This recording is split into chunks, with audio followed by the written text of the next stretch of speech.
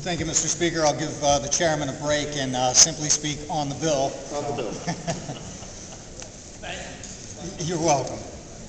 Mr. Speaker, I want to talk right now because I simply cannot, in good conscience, vote in favor of a revenue plan that literally calls for $878 million in new taxes and new fees. The taxpayers are screaming out, if we're not listening, we're in real trouble. They're saying we're taxed enough already. Stop.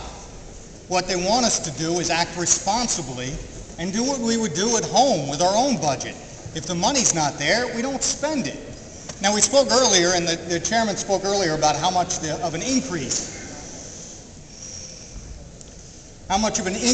we had in spending this year's budget over last year's, and it was determined it was somewhere in the area of $1.7 billion more.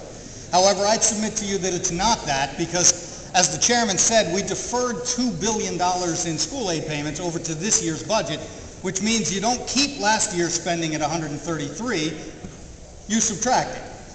So in essence, we increased spending by about $3.7 billion this year. Now, when you take that against the $9.2 billion we need to cut, that's a big chunk of change there.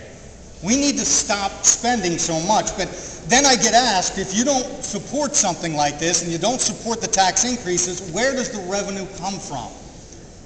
We know there's an old saying that says it's easier to get $1 from a million people than $1 million from one person. But here's the problem. We're chasing the million people away and putting the burden onto fewer people. And we're chasing them away by being so business unfriendly. We're chasing the jobs away.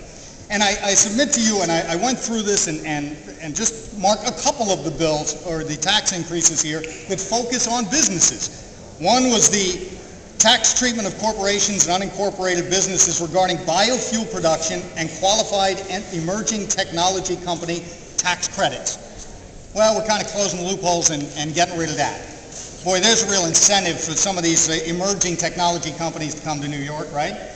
So then we move on and we move to the non-resident hedge fund manager carried interest. And again, we go back to the fact that the mayor of New York says this is going to chase people away. It's common sense it's going to chase them away, but I also submit to you the Governor Jody Rell of Connecticut, and her quote was, "I'd like to convey a very simple yet heartfelt message. Connecticut welcomes you. I can assure you Connecticut has been pursuing and will continue to pursue a much more enlightened approach to job creation and retention and economic development." The sad part of her quote is, it's absolutely right. We continue to be business unfriendly and chase businesses away. I bring it then to a little more local to where I'm from. I'm from Long Island. Just yesterday, in yesterday's Newsday, I read about a Ronkonkoma company with nearly 25 employees, and this company makes machines for testing products. It up and left, relocated to Newcastle, Delaware. And I'll tell you what the president of the company said. He said, basically, New York lost its appeal as a place to conduct business. And his quote was, "Long Island is one of the highest cost of living places in the country. The taxes are out of control. Traffic is out of control. And quite honestly, New York is not a pro-business state." That's not from me. That's from a small business owner in New York. The Delaware governor was thrilled with this. Said Delaware provided numerous incentives to lure him over there, and the quote from the governor of Delaware was, "These are high-wage jobs creating high-tech products that get exported all across the world. We're thrilled to have them locate here." Well, get used to it, because we're chasing businesses away, and they're going to go to Connecticut and New Jersey and to Delaware, and we can look in the mirror and blame ourselves. Because every time we continue to pass some of these tax increases and levy these fees and taxes on the businesses, we are just assuring our rank as the most business unfriendly state in the nation. I will also go to what my colleague Mr. Jordan was talking about, and that's the temporary deferral of business-related tax credits. And again, what we're doing, and I beg to differ with the chairman when he said we're not living up to our agreement. We are not living up to the agreement, because what we're saying here, and that was a great example by my colleague when he said, yes, you're going to get all your money. You're just not going to get it right now like we promised. So we're going to cut it and you're going to get 50% of it. Well, as a business owner myself, how do you plan your budget that year? How do you plan your budget next year? When out of the blue, they say, I know we committed this money to you, but we're not going to give it to you all now. We'll push it back.